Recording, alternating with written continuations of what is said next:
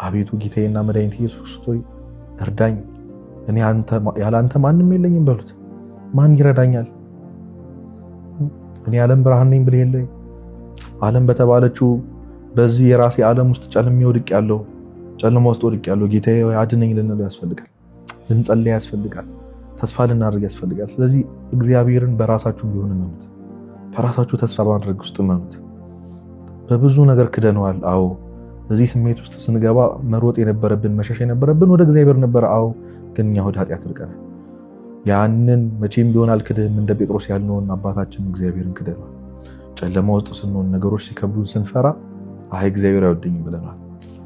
እመኑኝ አሁንም ቢሆን ግን ይጠይቀኛል። የዮና ልጅ ስምዖን ሆይ ትወደኛለህ ብሎ ይጠይቀናል። ያን ጊዜ እንደምወድህ አንተ ታውቃለህ በሉት። አንተ ታውቃለህ በሉት። በምንም ነገር ውስጥ በምንም አይነት ሁኔታ ውስጥ ብንሆን ለእግዚአብሔር እንደወድህ አንተ ታውቃለህ በሉት።